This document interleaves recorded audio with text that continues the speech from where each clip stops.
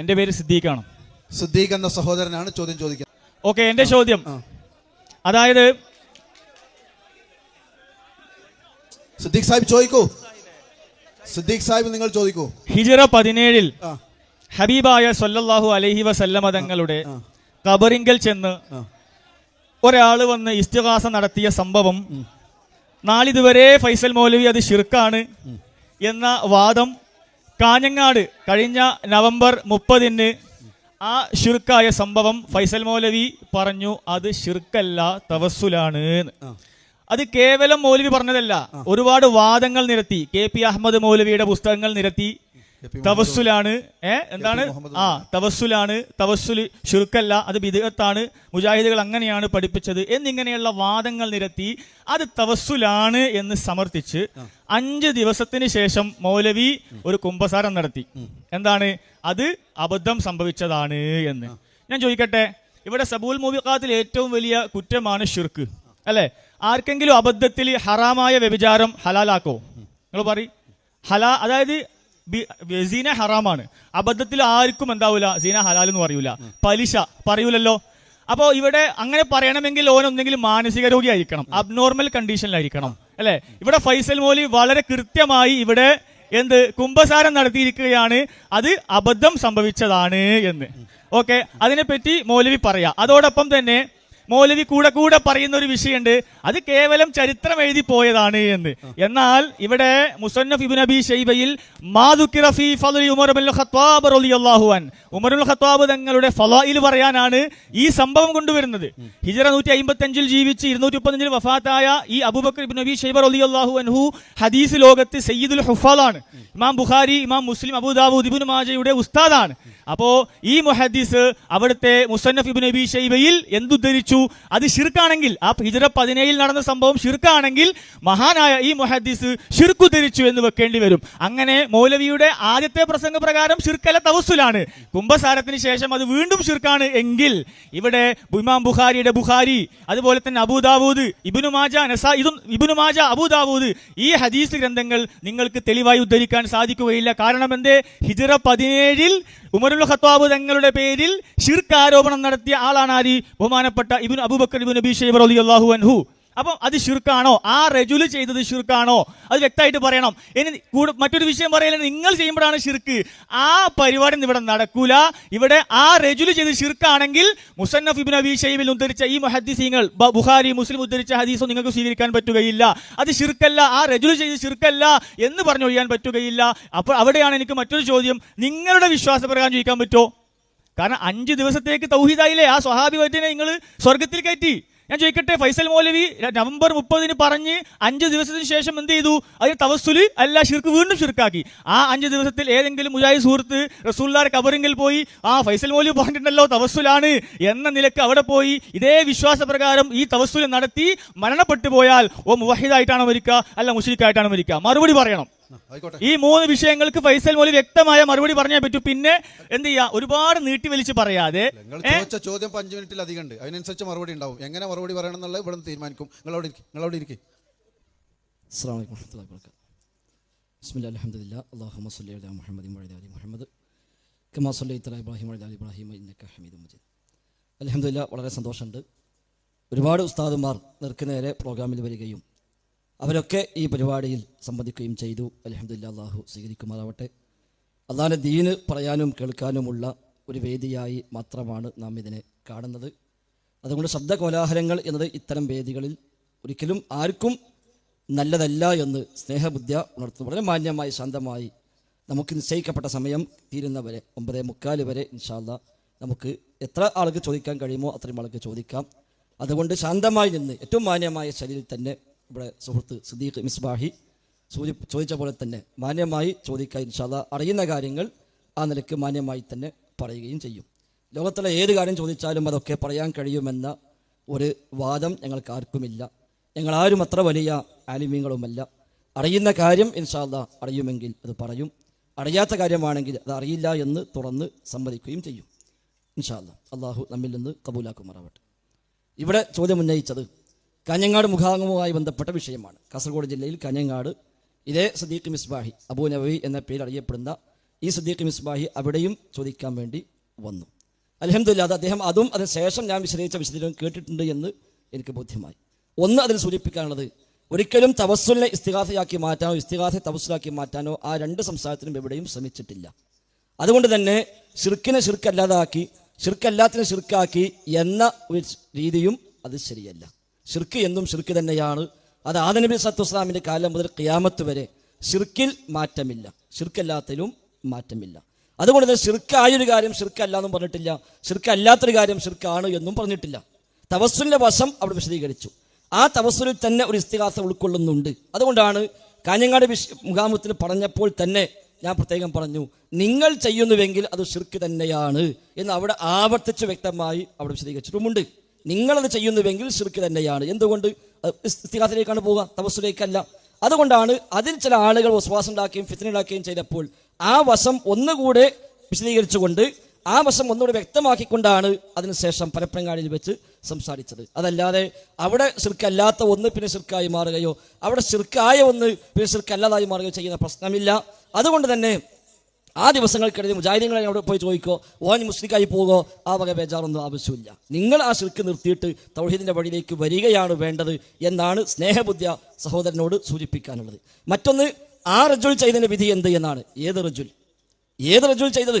അത് ആ റജുൽ ആരെ പിടുത്തം കിട്ടണ്ടേ? ഒരു റജുൽ ചെയ്തു എന്നാണുള്ളത്. ആ റജുൽ ആരാണ്? അയാൾ മുസ്ലിമാണോ അല്ലേ, സ്വഹാബിയാണോ അല്ലേ, അങ്ങനെ ആളുണ്ടോ ഇല്ലേ, തീരുമാനിക്കപ്പെട്ടെങ്കിലല്ലേ ആ റജുൽ ചെയ്ത് എന്ത് ചോദിച്ചാൽ പ്രസക്തിയുള്ളൂ. അയാൾ ചെയ്തതിന്റെ വിധി എന്ത് എന്ന് ചോദിക്കണമെങ്കിൽ അയാൾ ആരാണ്? ഇനിയിപ്പോൾ ഇതൊന്നും അറിയാത്ത കുറേ മനുഷ്യന്മാർ ഈ വിഷയം കേൾക്കുന്നുണ്ടാവും. ഇതൊന്നും അറിഞ്ഞിട്ടില്ലാത്ത, കാഞ്ഞങ്ങാട് മുഖാമുഖം അറിഞ്ഞിട്ടില്ലാത്ത, ഇങ്ങനത്തെ വിഷയം അറിഞ്ഞിട്ടില്ലാത്ത ഒരുപാട് ആളുകൾ ഈ നാട്ടുകാർ പ്രത്യേകിച്ചുമുണ്ട്. ചുരുക്കി ഞാൻ വിഷയങ്ങൾ പറയാം. അതായത് ചില കിതാബുകളിൽ വന്ന ഒരു സംഭവമാണ്, ചരിത്ര സംഭവമായി രേഖപ്പെടുത്തപ്പെട്ടതാണ്. ഉമർ ഖത്താബിന്റെ ഭരണകാലത്ത് ഒരാൾ നബിയുടെ ഖബറിൽ വന്ന്, നബിയെ താങ്കൾ മഴയ്ക്ക് വേണ്ടി പ്രാർത്ഥിക്കണം, താങ്കളുടെ ഉമ്മത്ത് നശിക്കുകയാണ് എന്നൊരാൾ പറഞ്ഞു എന്നാണ് ആ റിപ്പോർട്ടിലുള്ളത്. എന്നിട്ട് ആ മനുഷ്യൻ പിന്നീട് നബിയെ സ്വപ്നം കാണുന്നു. നബി തങ്ങൾ പറയുന്നു, നീ ഉമറിന്റെ അടുക്കൽ ചെല്ലുക, അദ്ദേഹത്തോട് ബുദ്ധിപരമായി ഭരണം കൈകാര്യം ചെയ്യണം എന്ന് പറയുക, മഴ കിട്ടുമെന്നും അറിയിക്കുക.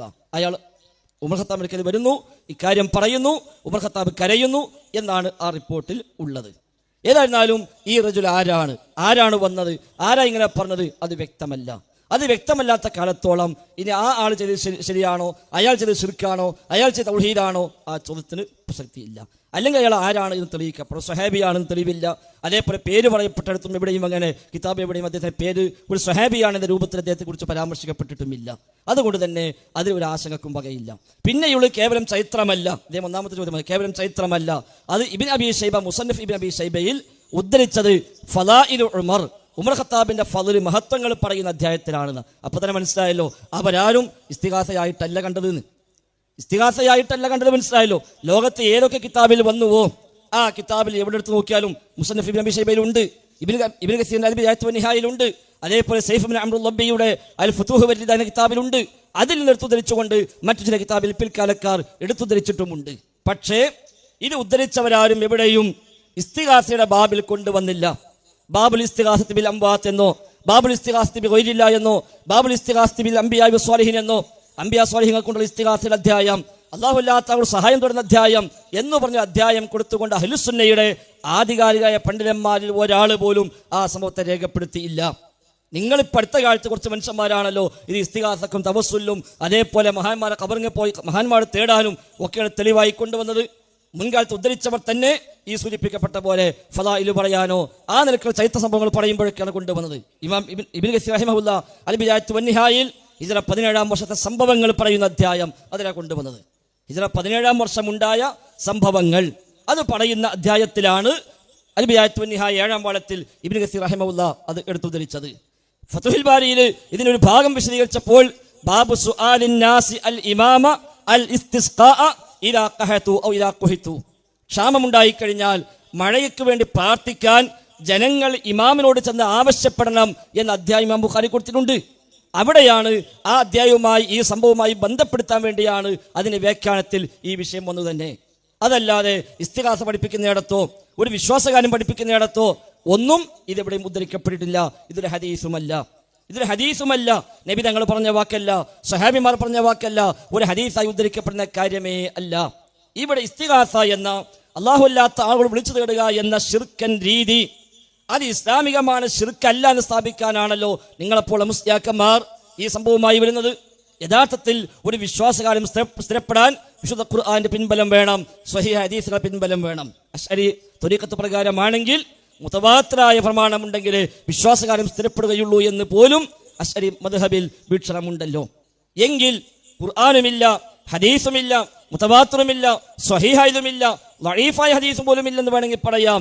എന്നിട്ട് പിന്നീട് ഇവിടെ ഉദ്ധരിക്കപ്പെട്ടു വന്ന ഒരു ചരിത്ര സംഭവം, ഒരു കഥ, അതും ആരാണെന്നറിയാത്ത, ആര് ചെയ്തുവെന്നറിയാത്ത ഒരു കഥയെ അടിസ്ഥാനമാക്കിയിട്ടാണ് നിങ്ങളെ വിശ്വാസം സ്ഥാപിക്കാൻ ശ്രമിക്കുന്നതെങ്കിൽ അത് ഏറ്റവും വലിയ ഒരു ദൗർബല്യം തന്നെയാണ് എന്നാണ് എനിക്കതുമായി ബന്ധപ്പെട്ട് സൂചിപ്പിക്കാനുള്ളത്. അതുകൊണ്ട് തന്നെ ശിർക്കല്ലാത്ത ഒന്നിനെ ശിർക്കായി മാറ്റി പറയാൻ പാടില്ല, ശിർക്കായ ഒന്നിനെ ശിർക്കല്ലതാക്കി മാറ്റി പറയാനും പാടില്ല. കാഞ്ഞങ്ങാട് മുഖാമുഖത്തിൽ ഇതിനെ തവസ്സുലിന്റെ വശമാണ് അവിടെ വിശദീകരിച്ചത്. ശിർക്കിന്റെ വശം അവിടെ തന്നെ പറഞ്ഞിട്ടുണ്ട്. തവസ്സുലിന്റെ വശം പറഞ്ഞപ്പോൾ തന്നെ അതിന്റെ കൂടെ ശിർക്കിന്റെ വശം കൂടി പ്രത്യേകം എടുത്തു പറയുകയും ചെയ്തു. എന്നാൽ ശിർക്കിന്റെ വശം ഒന്നുകൂടെ വിശദീകരിച്ച് കുറച്ചുകൂടെ വ്യക്തമായി ഹൈലൈറ്റ് ചെയ്ത് പറയേണ്ടതായിരുന്നു. ആ ഒരു വിശദീകരണം കുറഞ്ഞത് കൊണ്ട് തന്നെ ചില ആളുകൾ അത് ദുരുപയോഗം ചെയ്യാൻ ശ്രമിക്കുന്നുവെന്ന് ശ്രദ്ധയിൽപ്പെട്ടപ്പോൾ അങ്ങനെ ദുരുപയോഗം ചെയ്യാൻ ഒരു ചാൻസും അതിലില്ല, അങ്ങനത്തെ വിഷയവും അതിലില്ല എന്ന് പറഞ്ഞ രണ്ടാമത്തെ വിശദീകരണം വന്നത്. ആ വിശദീകരണത്തിനും രണ്ടും പറഞ്ഞിട്ടുണ്ട്, അതിലും രണ്ടും പറഞ്ഞിട്ടുണ്ട്. രണ്ടാമത്തെ വിശദീകരണം പരപ്പനങ്ങാടിൽ ഡിസംബർ 6 നടത്തിയ രണ്ടാമത്തെ വിശദീകരണം, അതിലും ഞാൻ രണ്ടും പറഞ്ഞു. തവസ്സുലിന്റെ വശമുണ്ട്, എന്നാൽ തവസ്സുലാണെങ്കിലും അതിൽ തന്നെയും ഒരു ഇസ്തിഗാസയുണ്ട് എന്ന രണ്ടു വശവും അവിടെയും പറഞ്ഞിട്ടുണ്ട്. അപ്പൊ കാഞ്ഞങ്ങാടും രണ്ടും പറഞ്ഞിട്ടുണ്ട്, വിശദീകരിച്ച പരപ്പനങ്ങാടി സംസാരത്തിലും രണ്ടും പറഞ്ഞിട്ടുണ്ട്. അല്ലാതെ അതുവരെ ശിർക്കല്ലാത്ത ഒന്ന് പിന്നെ അങ്ങനെ ശിർക്കാക്കി മാറ്റി, അതുവരെ ശിർക്കായ ഒന്ന് പിന്നെ ശിർക്കല്ലാതാക്കി മാറ്റി, അങ്ങനെയൊന്നും അതിലില്ല എന്നാണ് സുഹൃത്തിനോട് വളരെ സ്നേഹബുദ്ധിയ ഉണർത്താനുള്ളത്. വല്ലതും ആവശ്യമുണ്ടെങ്കിൽ അദ്ദേഹത്തിന് ഉന്നയിക്കാം. ഇവിടെ എന്ത് ഓമന പേരിട്ട് പറഞ്ഞാലും ശരി, നിങ്ങളത് തവസ്സുലാണ്, ഇസ്തിഗാസയല്ല, തവസ്സുലല്ല എന്നിങ്ങനെയുള്ള പേരുമൽ കൂടണ്ട മൗലവി. ഇവിടെ നബി സല്ലല്ലാഹു അലൈഹി വസല്ലമ തങ്ങളുടെ ഖബറിങ്കൽ ചെന്നുകൊണ്ട് യാ റസൂലല്ലാഹ് ഇസ്തസ്ഖിലി ഉമ്മത്തിക ഫഇന്നഹും ഖദ് ഹലകൂ എന്നാ പറയണത്. അതിനിപ്പോൾ നിങ്ങൾ തവസ്സുൽ എന്ന് പറഞ്ഞോളി, ഇസ്തിഗാസ എന്ന് പറഞ്ഞോളി, ഇനി എന്ത് വിഷയം എന്ന് വരും, ഒരു കുഴപ്പമില്ല. മനസ്സിലായില്ലേ? അപ്പോൾ ഇവിടെ വിഷയം എന്താ അറിയോ, ഇന്ന് എൻ്റെ നാട്ടിൽ വരൾച്ചയാണ്. ഈ സിദ്ദീഖുൽ മിസ്ബാഹ് അവിടെ പോയി, എവിടെ നബി സല്ലല്ലാഹു അലൈഹി വസല്ലമ തങ്ങളുടെ ഖബറിങ്കൽ പോയി. അന്ന് ആ റജുലി ചോദിച്ച ഏതൊരു വിശ്വാസ പ്രകാരം റസൂലല്ലാഹി എന്നല്ലേ, ഏത് റജുൽ എന്ന് പറയണ്ട, മുസ്ലിം എന്നല്ലേ, ഒരു മുസ്ലിം അല്ലേ യാ റസൂലുള്ളാഹ് എന്ന് വിളിക്കൂ അല്ലേ, ഒരു ഹൈന്ദവൻ യാ റസൂലുള്ളാഹ് എന്ന് വിളിക്കൂലല്ലോ, അതൊക്കെ അല്ലേ യാ റസൂലല്ലാഹ്. പിന്നെ എങ്ങനെ അപ്പൊ ഈ റജുലി മുസ്ലിം അല്ലാന്നാണ് നിങ്ങൾ പറയുന്നത്? അപ്പൊ അല്ല, നമുക്കറിയില്ല ആണ് അല്ലേ? ആ പിന്നെ ഒരു റജുലു എന്ന് പറയുമ്പോ ഒരു റജുലു എന്ന് പറയുമ്പോ ആരും ബേജാറാവണ്ട. പരിശുദ്ധ ഖുർആനിൽ സൂറത്ത് യാസീനിൽ വജാഅ മിൻ അഖ്സൽ മദീനതി റജുലി യസ്ആ ഖാല യാ ഖൗമി തബിൽ മുർസലീൻ. അല്ലാഹ് എന്തേ ഈ റജുലിന്റെ പേര് അറിയില്ലേ? അല്ലാഹ് അവിടെ റജുലിനെ ഉപയോഗിച്ചത്. അപ്പൊ റജുലി എന്നതുകൊണ്ട് ഈ തള്ളിക്കളയാൻ നിൽക്കേണ്ട, ഖുർആന്റെ ശൈലിയാണ്. അത് ചരിത്രപരമായി കണ്ടെത്തണം, അത് ആരാണ്, എന്താണ്, എവിടെയാണ്. അത് അൽബിദായത്തു വന്നിഹായ എന്തേ ഷറഹ് സുർഖാനിൽ ഇല്ലേ, ഹുവ ബിലാൽ ഹാരിസുൽ മുദ്രിൻ ഇല്ലേ മൗലവി? ഇല്ലേ? ഇല്ല നിഷേധിക്കുണ്ടോ? ഉണ്ടോ ഇല്ലയോ? ഒരു മിനിറ്റ്, ഞാൻ എന്റെ വിഷയത്തിലേക്ക് വരാം. ഇവിടെ ആര് ചെയ്തു, എന്ത് ചെയ്തു, തവസ്സുലോ ഇസ്തിഗാസയോ ഒന്നും അല്ല. ഇവിടെ നിങ്ങൾ കാഞ്ഞങ്ങാട് അതിനെ ന്യായീകരിച്ചു, തവസ്സുലാണ്. പിന്നെ നിങ്ങൾ കുമ്പസാരം നടത്തി, അതെന്ത് ശിർക്ക് തന്നെയാണ് എന്ന്. അപ്പൊ അതുകൊണ്ട് എന്റെ ചോദ്യത്തിന്റെ മർമ്മത്തിലേക്ക് നിങ്ങൾ വന്നിട്ടില്ല. കാരണം കേവലം ഒരു ഹദീസല്ല, അങ്ങനെയല്ല എന്ന് പറഞ്ഞിട്ട് കാര്യമില്ല. ഈ ഒരു സംഭവം കൊണ്ടുവന്നത് ആരാണ്? മുസന്നഫ് ഇബ്നു അബീ ശൈബ. എന്തു പറയാൻ വേണ്ടി? ഉമർ ഇബ്നുൽ ഖത്താബ് റളിയല്ലാഹു അൻഹു ശ്രേഷ്ഠത പറയാനാണ്. മൗലവി ഞാൻ ചോദിക്കട്ടെ, നിങ്ങൾ ചരിത്രം പറയുമ്പോൾ നിങ്ങൾ കള്ളു കുടിച്ച് നിങ്ങൾ വിഭജിച്ചു പറയാൻ പറ്റുമോ? ഇത് ഉമർ ഖത്താബ് നിങ്ങൾ ശ്രേഷ്ഠത പറയാണ്. ആര്? ഇമാം ബുഖാരി, ഇമാം മുസ്ലിം, അബൂദാവൂദ് ഇവരുടെ ഉസ്താദായ ഹിജറ 155 ജനിച്ച, നിങ്ങൾ കുറെ പറഞ്ഞല്ലോ എന്ത് ആരോ സൂഫിയാക്കൾ കൊണ്ടുവന്നത്, അതല്ല വിഷയം. ഹിജറ 155 ജീവിച്ച് ഹിജറ 235 വഫാത്തായ സയ്യിദുൽ ഹുഫാദ് എന്നറിയപ്പെടുന്ന, ഹദീസ് ലോകത്തെ സയ്യിദുൽ ഹുഫാദ് എന്നറിയപ്പെടുന്ന അബൂബക്കർ ഇബ്നു അബീ ശൈബ റളിയല്ലാഹു അൻഹു ഉമർ ഇബ്നുൽ ഖത്താബ് റളിയല്ലാഹു അൻഹുവിന്റെ പേരിൽ ശിർക്ക് ആരോപണം നടത്തിയോ അവരിൽ നിന്ന് ഹദീസ് സ്വീകരിച്ച ഇമാം ബുഖാരി, ഇമാം മുസ്ലിം, അബൂദാവൂദ്, ഇബ്നു മാജ ഈ ഗ്രന്ഥങ്ങൾ നിങ്ങൾക്ക് ഉദ്ധരിക്കാൻ സാധിക്കുകയില്ല. കാരണം എന്തേ? അത് ശിർക്കല്ലേ? അതല്ലാന്നാ പറഞ്ഞത്, ഇതുവരെ പറഞ്ഞില്ലേ? അപ്പൊ ശിർക്കല്ല, അത് ശിർക്കല്ല. വിഷയമേ അവിടെ ഇല്ല. അല്ല, ആ റജുലി ശിർക്കാണോ അല്ലേ? ആ റജുലി ചെയ്ത് ശിർക്കോ അല്ലേ? ആ റജുലി ഈ മുസന്നഫ് ഇബ്നു അബീ ശൈബയിൽ കൊണ്ടുവന്ന സംഭവം, എന്റെ വിഷയം ആരും ആയിക്കോട്ടെ, അതെങ്ങനെ ആ സംഭവം ശിർക്കോന്ന് ഇരിക്കുന്നത്? ആ സംഭവം വജാഅ മിൻ അഖ്സൽ മദീനതി റജുലി എന്ന് പറയുന്ന ഖുർആൻ ശൈലിയല്ലേ? ഈ റജുലി ഞാനും പറഞ്ഞുതരാം. അതിനു മുമ്പ് ഇതിന്റെ മദ്നിൽ പറഞ്ഞത് ശിർക്കോ തൗഹീദോ പറ. അപ്പൊ ഇത്രയല്ലേ ഉള്ളതായാലും കണ്ടോ? നിങ്ങൾ അയാളെ കൂക്കണ്ട പാവല്ലേ, അയാളെ കൂക്കല്ലേ. അതായത് ഇത്രയുള്ള വിഷയം. അപ്പൊ ഒരാൾ വന്ന് ചെയ്തു, ആരാള് ആർക്കും അറിയില്ല. അത് സിദ്ദീഖ് മിസ്ബാഹിക്കും അറിയില്ല, ഈ കൂക്കണ മൗലവിമാർക്കും അറിയില്ല, ലോകത്തൊരു മുസ്ലിയാർക്കും അറിയില്ല. ലോകത്തൊരു മുസ്ലിയാർക്ക് ഒരു കിതാബിലും ഇല്ലതാനും, ഒരു കിതാബിലുമില്ല, എവിടെയുമില്ല. ഒരു സഹാബി വന്ന് നബിയുടെ ഖബറിൽ വന്നിട്ട് നബിയെ മഴയ്ക്ക് വേണ്ടി തേടണം എന്ന് പറഞ്ഞു. ലോകത്തൊരു കിതാബിലും ഇല്ല, എവിടെയും ഇല്ല. തീർത്തു പറയുന്നു. അത് കാഞ്ഞങ്ങാടും പറഞ്ഞു. ഇനി സുർഖാനി ഉണ്ട് വേണ്ട അല്ല, സുർഖാനികൾ മുഴുവൻ വായിച്ച പൊളിയും. സുർഖാനി ഉണ്ട് നിങ്ങൾ പിന്നെ മൂവാറ്റുപുഴന്ന് ഈരാറ്റുപേട്ടെന്ന് അലവി സഖാഫി പറഞ്ഞു ഒപ്പിച്ചതല്ലേ, അത് ഫുള്ള് വായിച്ചാൽ അതാണ് പൊളിയും. അങ്ങനെയൊന്നും ഇല്ല മുസ്ലിയാരെ. എന്തിനാ വെറുതെ? ഇസ്ലാമിന്റെ വിശ്വാസം സ്ഥാപിക്കാനാണല്ലോ. ഇസ്ലാമിൽ ഒരു വിശ്വാസം സ്ഥാപിക്കാനാ. റഹ്മാനായ റബ്ബിനോട് മാത്രം തേടണമെന്ന് ആയത്തും ഹദീസും ഉദ്ധരിച്ച് സംസാരിക്കുമ്പോൾ അതല്ല, അള്ളാഹു അല്ലാത്തവരോടും തേടാം എന്ന് സ്ഥാപിക്കാനാണല്ലോ നിങ്ങൾ കൊണ്ടുവരുന്നത്. അതാണ് മർമ്മം. റഹ്മാനായ റബ്ബിനോട് മാത്രമേ തേടാവൂ എന്ന് സൂറത്ത് ഫാത്തിഹയിലെ ഇയ്യാക നഅ്ബുദു വഇയ്യാക നസ്തഈൻ മുതൽ ഖുൽ അഊദു ബിറബ്ബിൻ നാസ് വരെയുള്ള ഖുർആൻ പഠിപ്പിച്ച ദുആകൾ, ദിക്റുകൾ, പ്രാർത്ഥനകൾ, അധ്യാപനങ്ങൾ, ആയത്തുകൾ വെച്ചുകൊണ്ട് റഹ്മാനായ റബ്ബിനോട് തേടാവൂ എന്ന് പറയുമ്പോൾ അതല്ല, റബ്ബല്ലാത്തോടും തേടാം, അമ്പിയാക്കളും തേടാം, ഔലിയാക്കളും തേടാം, കുത്തുബിയത്ത് ചൊല്ലാം, ഇത് സ്ഥാപിക്കാനാണല്ലോ വരുന്നത്. അതിനെന്താ തെളിവുള്ളത്? ഒരാൾ ഖബറിൽ പോയി ഇങ്ങനെ ചെയ്തു, ആരാള് അതെനിക്ക് വിഷയമല്ല, അത് വിഷയം തന്നെയാണ്, അത് വിഷയം തന്നെയാണ്. ഒരാൾ ഖബറിൽ പോയി ചെയ്തു എന്ന് ഇസ്ലാമിൽ പ്രമാണമല്ല, ഇസ്ലാമിൽ പ്രമാണമല്ല, വിശിഷ്ട വിശ്വാസങ്ങൾക്ക് പ്രമാണമല്ല. ഇസ്ലാമിന്റെ അടിസ്ഥാന വിശ്വാസമായി ഇസ്തിഗാസയെ സ്ഥാപിക്കാനാണ് നിങ്ങൾ ശ്രമിക്കുന്നതെങ്കിൽ അതിന് വ്യക്തമായ ആയത്ത് വേണം, വ്യക്തമായ ഹദീസ് വേണം, സ്വഹാബത്തിനെ ചെയ്തു വേണം. അതല്ലേ സുന്നത്തെ മഴത്ത്, അതല്ലേ സുന്നത്തെ മഴത്ത്. സുന്നത്ത് എന്നാൽ നബിയുടെ സുന്നത്ത്, നബിയുടെ ചര്യ. ജമാഅത്ത് എന്നാൽ സ്വഹാബത്തിന്റെ ഏകോപിച്ച അഭിപ്രായം. അപ്പൊ സ്വഹാബത്തിന്റെ ഏകോപിച്ച അഭിപ്രായമോ പ്രവാചകന്റെ സുന്നത്തിന്റെയോ പിൻബലമുള്ള കാര്യമാണ് ഇസ്ലാമിലെ വിശ്വാസാചാരങ്ങൾ. അല്ലാതെ ഒരാൾ അങ്ങനെ ചെയ്തു, ഒരാൾ ഇങ്ങനെ ചെയ്തു, അത് ആ കിതാബിലില്ലേ, ഈ കിതാബിലില്ലേ, അത് ഇസ്ലാമിൽ പ്രമാണമല്ല. പിന്നെ ഉമർ ഖത്താബിന്റെ പേരിൽ ഇബ്നു അബീ ശൈബ ശിർക്ക് രേഖപ്പെടുത്തുന്ന ഉമർ ഖത്താബ് ചെയ്തിട്ടില്ലല്ലോ. ഉമർ ഖത്താബ് ഈ പറഞ്ഞ തവസ്സുലും ചെയ്തിട്ടില്ല, ഇസ്തിഗാസം ചെയ്തിട്ടില്ല, ഖബറിങ്ങ പോയിട്ടില്ല, ഈ പറഞ്ഞ ഏർപ്പാട് ഉമർ ഖത്താബ് ചെയ്തിട്ടേ ഇല്ല. അപ്പൊ ഉമർ ഖത്താബിന്റെ മേലേക്ക് ഇത് വെച്ചിട്ടാ നോക്കണ്ട. ഒരാൾ ഖബറിങ്ങളിൽ വന്ന് തേടി എന്നേ അതിലുള്ളൂ. അത് തന്നെ റിപ്പോർട്ട്, ചരിത്രമായ റിപ്പോർട്ട് മാത്രമാണ്. ആ ഒരാൾ ആരാണ്? എവിടെയും സ്ത്രീക്കപ്പെട്ടില്ല. ജാഅ റജുലുൻ ഇലാ ഖബറിൻ നബിയ്യി സ്വല്ലല്ലാഹു അലൈഹി വസല്ലം. ഒരാൾ. ബഹുമാന്യരായ നിയമപാലകർ, നമ്മളോട് ഈ പ്രോഗ്രാം ഇവിടെ അവസാനിപ്പിക്കണമെന്ന് ആവശ്യപ്പെട്ടതിൻ്റെ കാരണത്താൽ നമ്മൾ നിയമത്തെ പൂർണ്ണമായും അംഗീകരിച്ചുകൊണ്ട് ഈ പരിപാടി ഇവിടെ താൽക്കാലികമായി നിർത്തുകയാണ്. സഹോദരങ്ങളെ, നമ്മൾ പരിപാടി അവസാനിപ്പിച്ചിട്ടുണ്ട്. എല്ലാ മുജാഹിദ് പ്രവർത്തകരും പിന്നെ ശാന്തമായി പിരിഞ്ഞു പോവുക. നിയമത്തെ നമ്മൾ പൂർണ്ണമായും പാലിക്കും. നിയമപാലകർ പറഞ്ഞാൽ അത് അതേപോലെ അനുസരിക്കും. നമുക്ക് പെർമിഷൻ തന്നത് നിയമപാലകന്മാരാണ്. അവരത് ഇപ്പോൾ അവസാനിപ്പിക്കണമെന്ന് പറഞ്ഞാൽ നിയമത്തെ പൂർണ്ണമായും അനുസരിക്കുന്ന ഒരു വിഭാഗം എന്നുള്ള നിലക്ക് നമ്മളത് പൂർണ്ണമായും അനുസരിക്കുകയാണ്. ഇൻഷാ അല്ലാഹ് നമുക്ക് സാഹചര്യങ്ങൾ അനുകൂലമാകുമ്പോൾ വീണ്ടും ഇത്തരം പരിപാടികൾ സംഘടിപ്പിക്കും. ഇവിടെ വന്ന് ചോദ്യങ്ങൾ ചോദിക്കുവാനും പരിപാടിയിൽ പങ്കെടുക്കുവാനും വന്ന എല്ലാ ആളുകൾക്കും അഗൈതമായ കൃതജ്ഞത രേഖപ്പെടുത്തുന്നു. ഇത്രയും നേരം നമ്മുടെ വിഷയം അവതരിപ്പിക്കുവാൻ നമുക്ക് അവസരം നൽകിയിട്ടുള്ള, നിയമപരമായി അനുമതി നൽകിയിട്ടുള്ള നിയമപാലകന്മാർക്കും ഞങ്ങൾ നന്ദി അറിയിക്കുന്നു. അള്ളാഹു ഈ പ്രോഗ്രാം പിന്നെ നമ്മിൽ നിന്നും സ്വീകരിക്കുമാറാകട്ടെ. എല്ലാ സഹോദരന്മാരും, എല്ലാ വളണ്ടിയേഴ്സും നമ്മുടെ ഈ പിന്നെ വേദി കൃത്യമായി ശരിയാക്കിയതിന് ശേഷമാണ് സ്ഥലം വിടാൻ എന്ന് അറിയിക്കുന്നു. സുബ്ഹാനകല്ലാഹുമ്മ വബിഹംദിക് അഷ്ഹദു അല്ലാ ഇലാഹ ഇല്ലാ അൻത അസ്തഗ്ഫിറുക വ അതൂബു ഇലൈക്. ട്രാഫിക് വളണ്ടിയേഴ്സ് ആ ഡ്യൂട്ടി ഏറ്റെടുക്കുക, അവർ അത് ഭംഗിയായി നിർവഹിക്കുക. ഇവിടെ കൂടിയിട്ടുള്ള എല്ലാ മുജാഹിദ് പ്രവർത്തകരും എത്രയും പെട്ടെന്ന് അവരവരുടെ പ്രദേശങ്ങളിലേക്ക് പിരിഞ്ഞു പോവുക.